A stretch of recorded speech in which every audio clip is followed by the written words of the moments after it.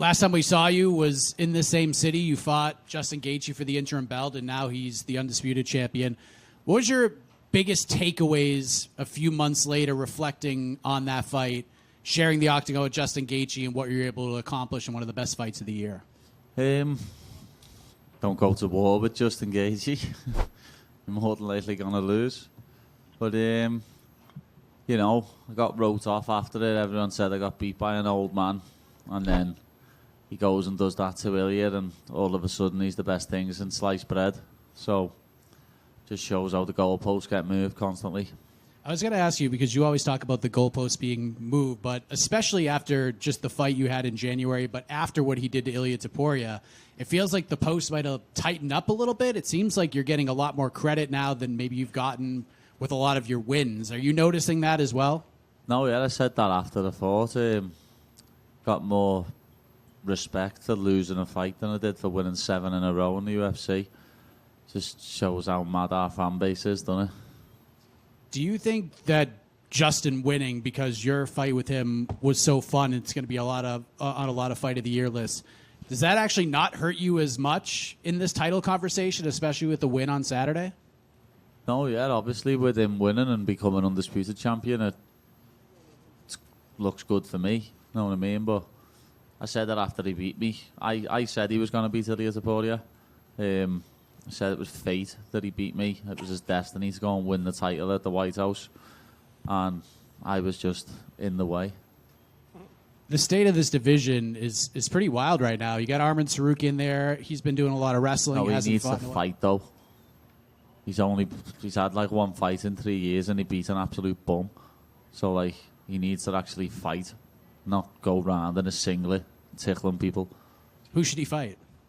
Anyone. Just fight someone. You know what I mean? It's like, get in the octagon and actually fight. Stop going round on your private jet, eating food.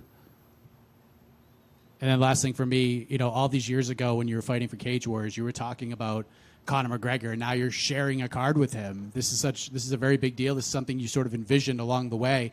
What is this like for you, being in the co-main event of a Conor McGregor card, and does he win on Saturday? This is just another fight to me. You know what I mean? I'm back in Vegas fighting again. It's just a lot less pressure this time because all the pressure's on Conor. You know what I mean? And he's got more media than anyone, and I've normally got the most media. So, yeah, it's just another fight, and you never know. I think if Conor wins, it'll have to be in the first 2 rounds.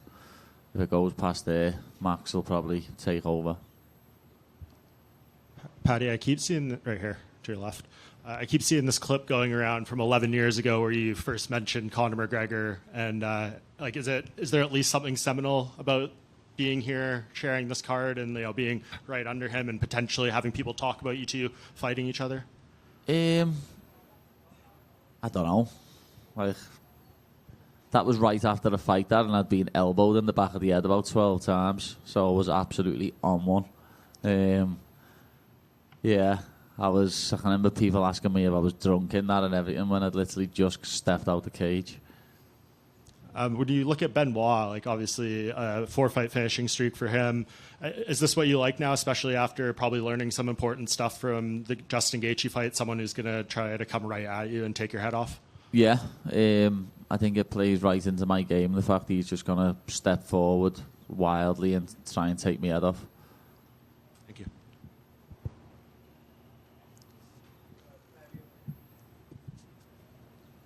Paddy, I was wondering, it came out that people were like, all the attention for the fight with Justin and everything else, and just, was he buying into it? Was it just how his body language and it was deceiving us? In hindsight, how do you feel about how you handled everything going into that fight with Justin before actually getting in the cage? Felt good, you know what I mean? Don't really know what else to say to that, you know what I mean? I felt good going into the fight. I just didn't fight the right fight. It's been a while since you've had a little bit of a back and forth with an opponent. Benoit hasn't really, been one to throw logs on the fire, so to speak. Do you miss a little bit of having that, at the press conference, so we're going to get into it? Or is it nicer that, it's just about the business and the fighting? I'm up for anything. You know what I mean? If someone wants to start something, I'll finish it. But if you want to be cordial and have no beef, then I don't mind. Thank you. Paddy, I know you said what you feel like lost you the Gaethje fight was not sticking to the game plan.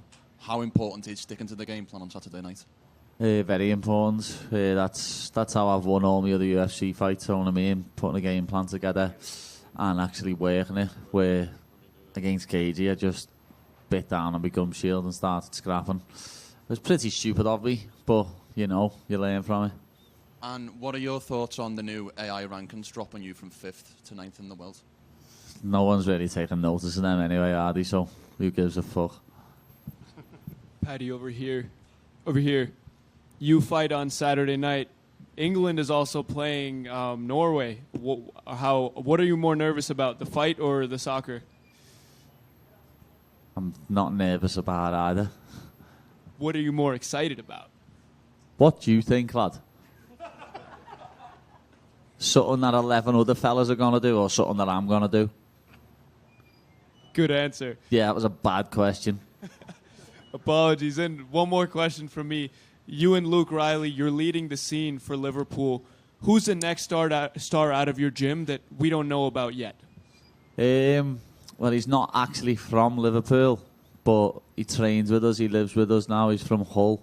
George Staines. He's 10-0, fighting on Cage Warriors, and he's one of my sparring partners. He's also a lightweight. He's gonna be in the UFC, and hopefully real soon. Like, he's only 25 years of age, got the potential to be a ranked superstar, and you know, he loves Star Wars, so all the nerds will love him. Best of luck, champ.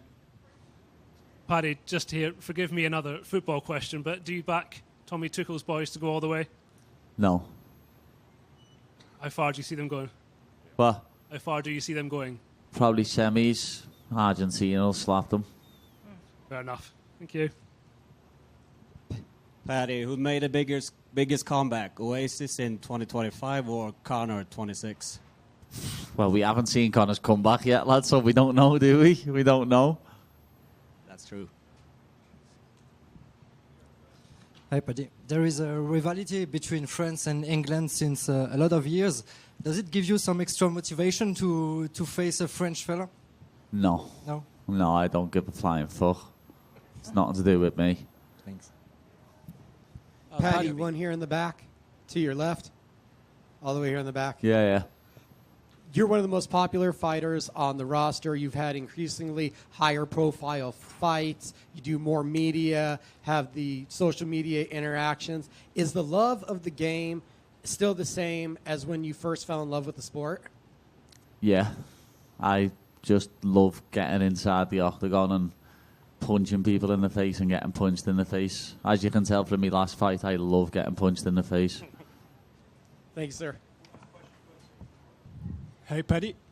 So Benoit is known for his aggressiveness, and it means that even if he's not like technically maybe the best on the ground game or striking like per se, his aggressiveness changes everything. How do you counter that, and how do you get prepared for this particularly? I counter it with my technical ability. I think his aggressiveness is going to put him in a bad spot, and that's what's going to win me the fight. And do you think he's open, whether it's on the ground or striking? Yeah, he's open everywhere, striking, ground. I can see me either taking his neck or his chin home with me, one or the other. Yeah. He had his hand up for ages. Go ahead, lad. Thank you very much. I wanted to ask, there's this like story that goes around of Conor McGregor like showing up to your place or something. What's your recollection? Yeah, it's a load of shite. But it never happened at all? No, it never happened at all. Right, because I know there's like mad stories back, so it's good that you've... No, yeah, when he was in Liverpool, people said that he knocked on my house, and some people made it up that he wanted to fight me.